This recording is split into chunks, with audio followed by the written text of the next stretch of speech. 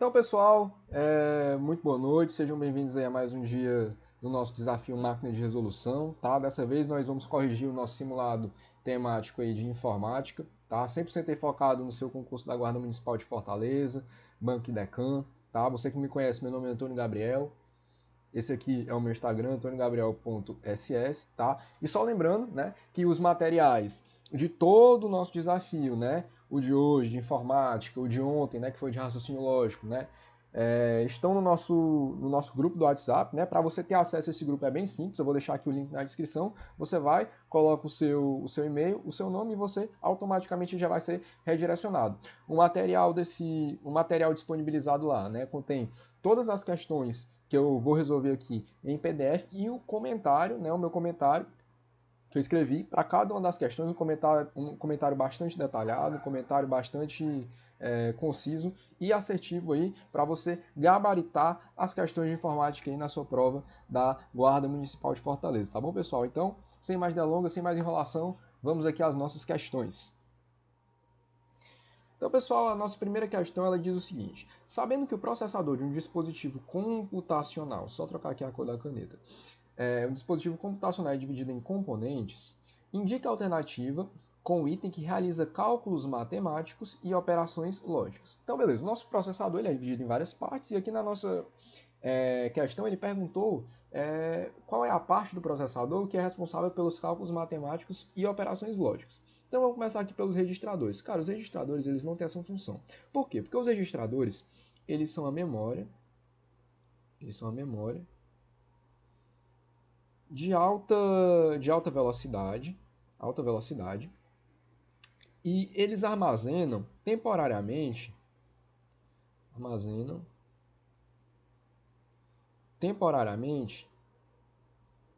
dados e instruções durante a operação ali de processamento dos dados. Então, é um armazenamento temporário, tá?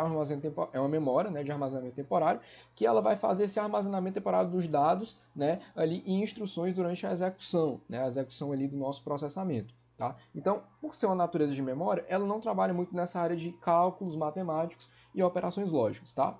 Aí nós temos aqui a memória cache. Memória cache também é uma memória de alta velocidade, né, que armazena temporariamente arquivos de quê? Arquivos do seu navegador. Do seu navegador. Do seu navegador. Então, por exemplo, você imagina aí que você está com, sei lá, um browser tipo Chrome aberto, certo? Você está com várias abas aqui e tal, uma do ladinho da outra ali, está estudando e tal. E quem é que vai armazenar os dados dessas páginas que estão abertas? É a memória cache, né? É uma memória volátil, tá? Depois que você fecha ali, apaga os dados ali na memória cache e ela é responsável justamente por isso, por armazenar os arquivos, né, os dados ali do seu navegador, né? Então, tipo assim, não sei se você já passou por essa situação, às vezes você tá com muitas abas abertas e tal, seu PC acaba ficando um pouco lento e aí aparece uma notificação para você limpar o cache. O que é limpar o cache? É justamente isso, é você limpar os dados armazenados na memória cache, porque liberando esse espaço, o seu computador ele começa a processar ali os arquivos, né, temporários aí do seu navegador, do seu browser, de uma maneira mais rápida, né? Então, ela não tem essa natureza de cálculos matemáticos e operações lógicas, né? A unidade de controle, ela tem uma função de coordenação. Coordenação. Coordenação. Mas é uma coordenação do quê? É justamente a coordenação das operações do processador, né? Por exemplo, instruções, execução de operações, transferência de dados, né? Enfim. Então, não é uma função de operação de cálculos matemáticos, mas sim uma função de coordenação das operações do processador, certo? Quem é que realiza os cálculos matemáticos e as operações lógicas? É a nossa ULP, Unidade Lógica de Processamento, né? A nossa ULP. Né? Ela que vai fazer essas operações aritméticas, operações lógicas. Ela trabalha muito ali com operações lógicas, né? Como o AND, OR, NOT, né? Então, todas essas operações lógicas, quem é que vai trabalhar? A ULP, a Unidade Lógica de Processamento, tá? Então, a gente deu para dar uma revisada aqui nesses componentes, né, do processador parte muito importante ele no seu conteúdo aí de hardware, né? Muito importante. Então, vamos lá para a próxima questão, questão 2. O correio eletrônico existe desde o início da internet. Ao contrário do correio normal, que anda a passos lentos, o correio eletrônico é rápido, fácil de distribuir e barato. Identifique 2 protocolos utilizados em correio eletrônico. Ah, Gabriel, eu preciso saber todos aqueles 1.973.000 protocolos? Não, não é a prova para a Polícia Federal. Polícia Federal, que a informática é um pouco mais puxada, você realmente precisa saber muito ali de protocolo. Eu acredito ali que, como a Guarda Municipal de Fortaleza é um concurso de nível médio, eles não vão esticar muito nessa questão de protocolo. Você só precisa saber aqui os básicos, né, os principais, né, como é o caso, por exemplo, dos 2 protocolos ali utilizados em correio eletrônico. Então vamos lá. Analisar item a item, né? DNS é o Domain Name System, né? Que é um protocolo onde ele vai traduzir nomes de domínio para endereço IP, né? Então, por exemplo, ele vai pegar o site batata.com e vai traduzir isso aqui para o endereço de IP. Para o endereço de IP, né? Aqueles endereços que contêm números, né? Ali o IPv4, IPv6 e tal. Então, ou letras e números, né? A depender do seu endereço de IP também, vai modificar. E o HTTP, ele vai fazer o contrário, né? Ele vai pegar o IP e vai transformar para domínio, né? Domínio. O nome disso aqui é domínio. Ah, domínio. E vai transformar para um domínio, né? Então, é basicamente isso.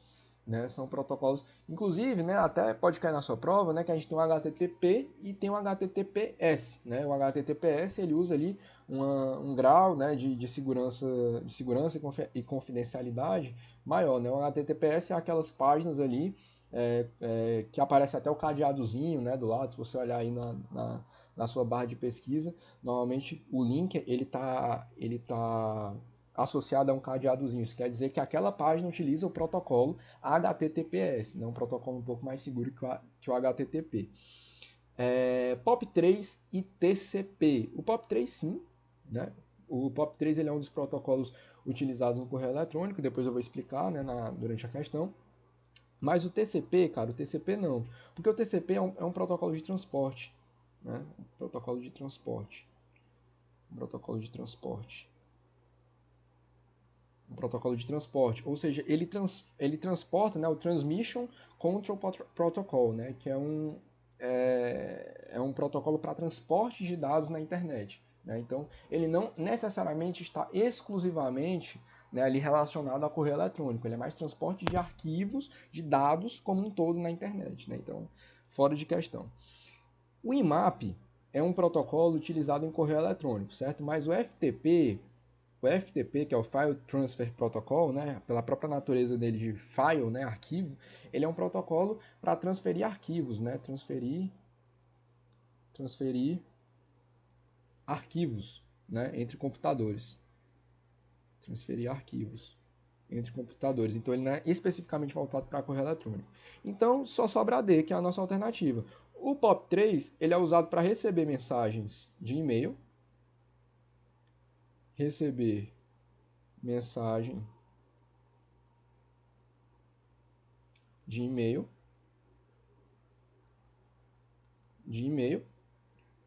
Já o SMTP, né, que é o Send Mail Transfer Protocol, ele é usado para enviar, né, send, né, ali do inglês, enviar mensagens de e-mail. Então, bem tranquilo, você faz um esqueminha aqui, no instante você aprende. Os SMTP, você pode usar a palavra-chave de enviar, né, pelo send, do inglês, e o POP3 de receber.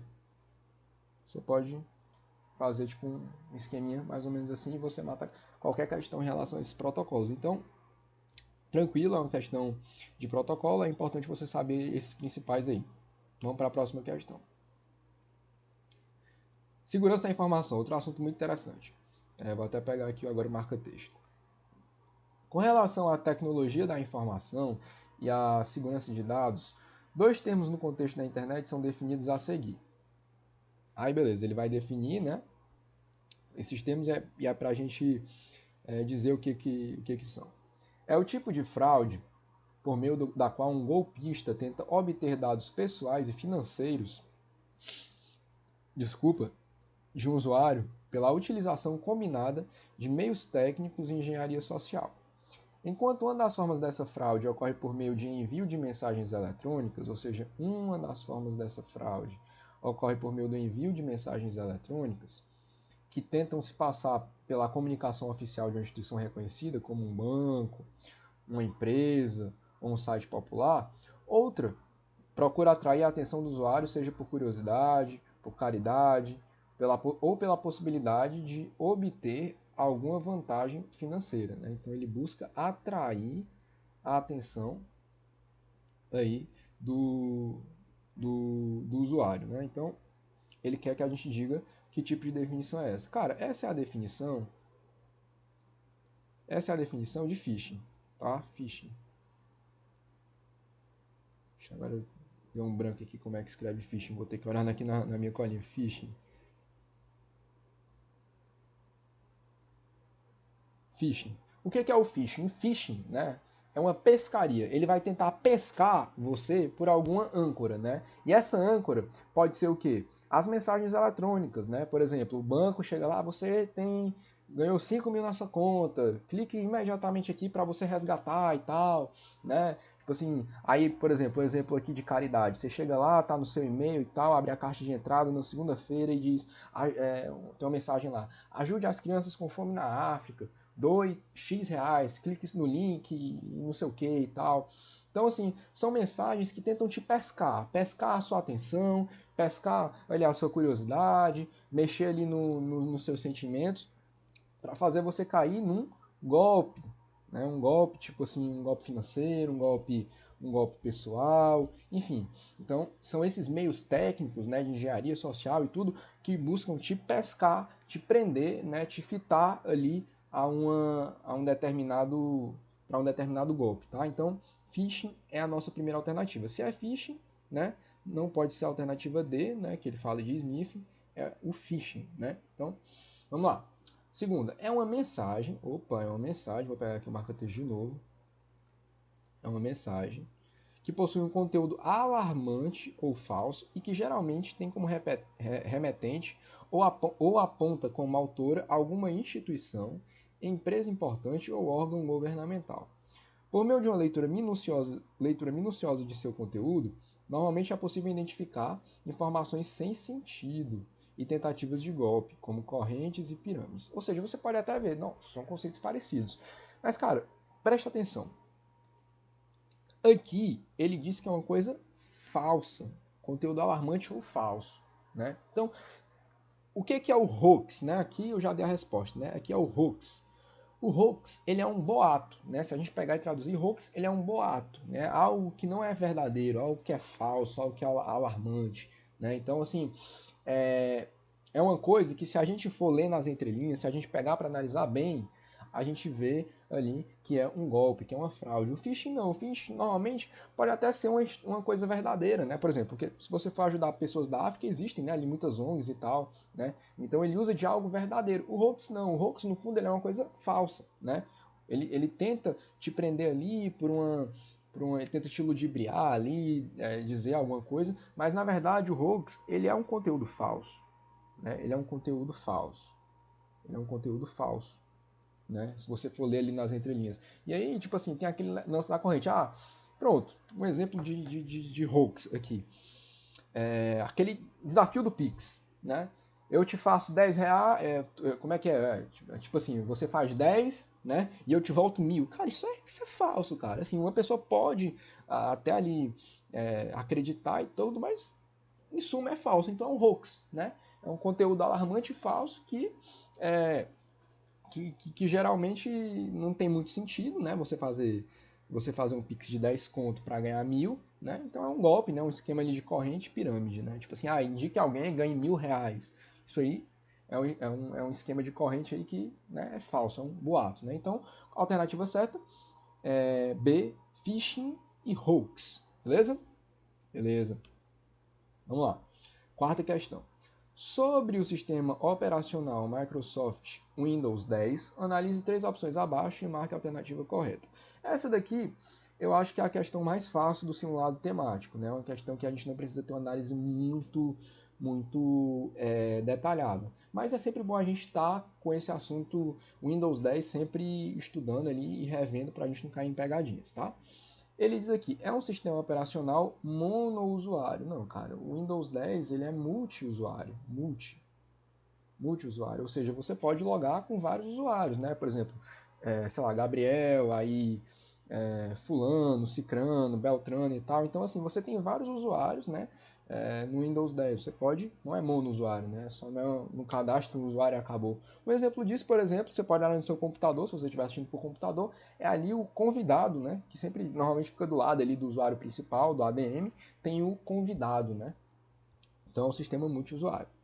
Por ser bastante moderno, só. Cara, presta atenção, cara. Se tiver alguma coisa restringindo na informática, cara, normalmente sempre vai estar errado, tá? A informática é muito ampla, tá? A informática é muito ampla.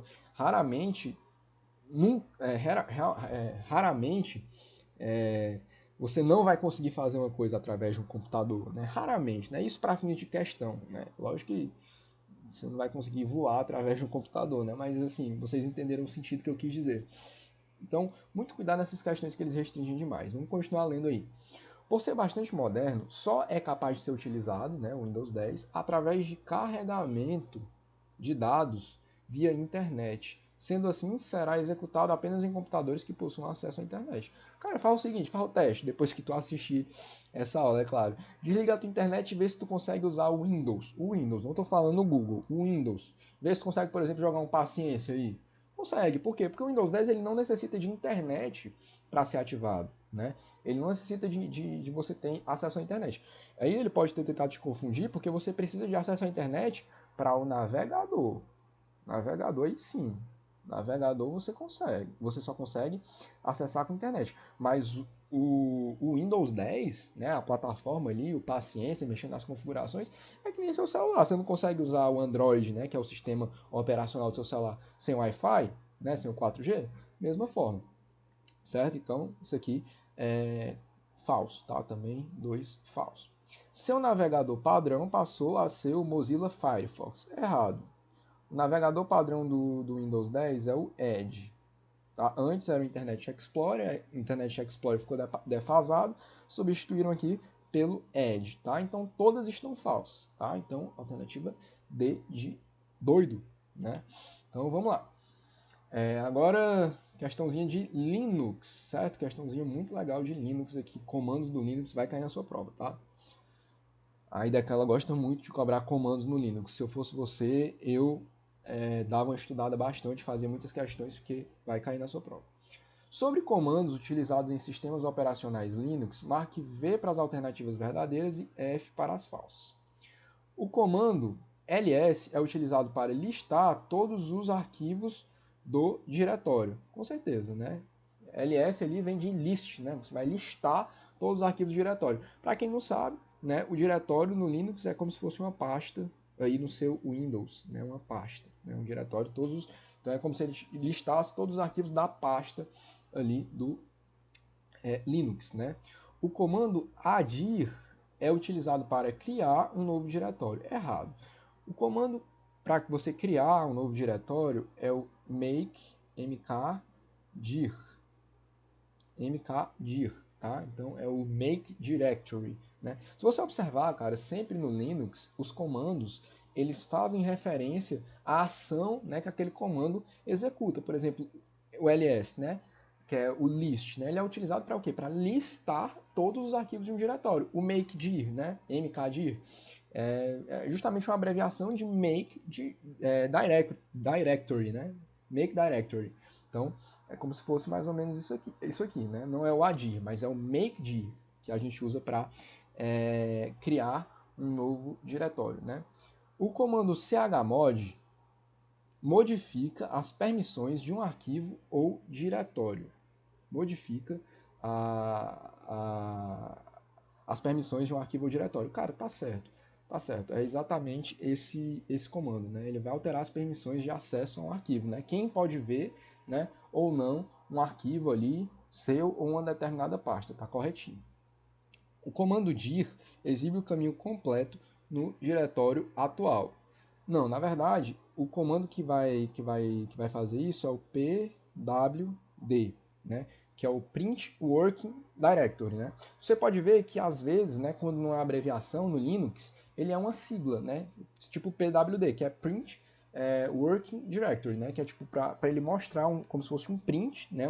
Uma imagem, né? Uma foto ali do diretório que você está trabalhando, né? Então é o PWD, o comando que vai exibir o caminho do diretório atual, certo? Então, a alternativa correta é VF, alternativa B de bola, certo? Então, vamos lá. Próxima questão aqui, sexta questão. Legal, LibreOffice Calc. Cuidado, não vai cair Excel, vai cair só o LibreOffice, tá? Que é o Calc, o Impress e o... Poxa, cara, deu um branco aqui. Calc, Impress e o... Pô, eu me esqueci, tá? Mas vou pedir pro editor colocar aqui, é porque acho que já são as 3 horas da madrugada e às vezes a gente esquece essas coisas, sabe, pessoal? Mas é isso aí, vamos lá. Eu não consigo fazer ao vivo porque esse meu PC é muito instável, sabe? E aí, eu queria muito fazer ao vivo, mas meu PC é muito instável e tal, eu tenho que gravar de madrugada também, trabalho, né? Não tenho tempo, mas enfim, quanto eu puder, eu tô aqui com vocês nessa luta aqui dos concursos, tá? Então vamos lá. Observe a imagem de uma planilha no LibreOffice Calc, BR Office Calc, né? Assinale o valor gerado em G1, na célula G1, resultado da fórmula conte-se A1 até F1, e o critério é o F, né? Então, ele quer o que vai aparecer nessa célula G1, né? Ele digitou uma fórmula nessa célula G1, e ele quer saber qual vai ser o resultado dessa operação aqui que ele colocou na célula, certo? Então, o que é a fórmula conte-se? Fórmula conte-se. Vou escrever aqui, ele vai contar com uma condição.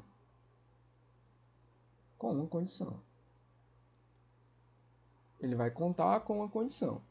E aí, na estrutura da nossa fórmula, ele já coloca essa condição, né? Vou até reescrever aqui para vocês verem como é a estrutura da nossa fórmula. Ele botou aqui, né? Conte.se. Aí aqui ele colocou A1 até F1. Colocou ponto e vírgula, F, aspas, F, né? E fechou a fórmula, né? Fechou a fórmula assim, não tem esse parênteses aqui, perdão. Então, esse A1 até F1 é um intervalo.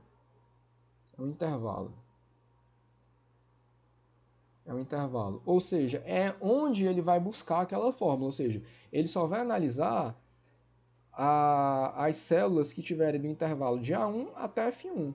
E você pode observar que é exatamente bem aqui, né? A1 até F1 é exatamente bem aqui, né? Coluna A, linha 1. Todo mundo que está na coluna A, linha 1, até todo mundo que está na coluna F, linha 1 também. Então, é toda essa galera aí pintada de amarelo. Show de bola. E aí, ele dá um critério, né? Ou seja, ele só pede para o LibreOffice contar aquelas que tiverem F, né? Aquelas que tiverem sido preenchidas com F, né? Então, esse aqui é o nosso critério. Ele diz assim, ó, você vai contar 1, 2, 3, 4, né? As células, né, que estão aí de A1 até F1, só que eu só quero que você conte aquelas que estão preenchidas com a letra F. Quais são? A1, B1, C1 e D1. Todas essas questões, todas essas células estão com a letra F, então você vai contar. As que não estiverem com a letra F, você não conta. No caso, E1 e F1, elas só estão com ponto, então eles não vão contar, porque qual é o critério dele? O critério está com a letra F, tá? Então, E1 e F1, as células E1 e F1, essas aqui, elas não satisfazem o nosso critério, certo? Então, ele vai contar. Contou A1, 1, Contou B1, beleza, tem o F2. C1 tem o F3. D1 tem o F4. Então, 4. 4, né, foi a contagem, né? Ele conta 1, conta 2, conta 3, conta 4. Atribui um número, né, para cada célula. E aí, 4 é o resultado da nossa contagem, certo? Então, alternativa B. Então, pessoal, vamos aqui para a nossa última questão, tá? Ele diz assim: um usuário que utilizou a ferramenta BR Office Writer, né, que é o editor de texto, para realizar a digitação de seu trabalho de conclusão de curso, após concluir a digitação, verificou que existiam diversas palavras erradas em seu texto que necessitavam ser corrigidas, certo? O procedimento executado para acionar o corretor ortográfico da ferramenta em questão é clicar no menu.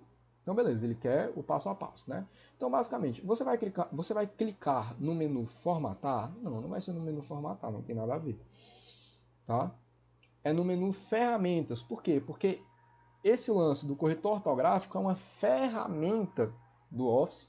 Tenta sempre que você for resolver uma questão de, não só do Writer, né, mas do Calc, do Impress, sempre tenta fazer as associações. Pô, eu quero usar um corretor ortográfico, eu quero um corretor ortográfico para o meu texto. Ele vai pegar o meu texto e vai corrigir ortograficamente. Beleza, a ação até pode ser uma ação de formatação, mas esse corretor, ele vai ser o quê? Ele vai ser uma ferramenta que eu vou usar. Tal qual, por exemplo, eu quisesse martelar um prego, né? Eu ia usar o quê? Eu ia usar um martelo, né? Para martelar o prego. Então é uma ferramenta que vai me ajudar, né? Ah, esse aqui é o meu sócio, galera.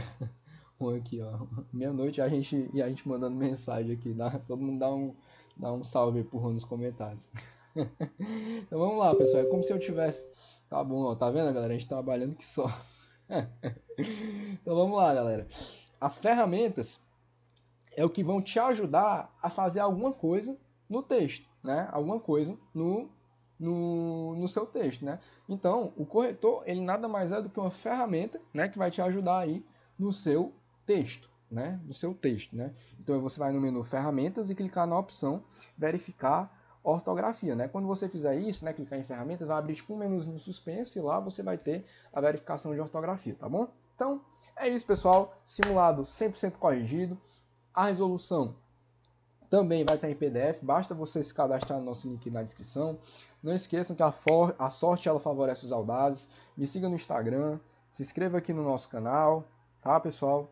E é isso, tá? Estamos juntos aí. Se vocês precisarem, podem me chamar aí. Amanhã voltamos com outro simulado temático, outra correção de outro simulado temático. E é isso, pessoal. Fiquem com Deus. Tamo junto, tá? Valeu!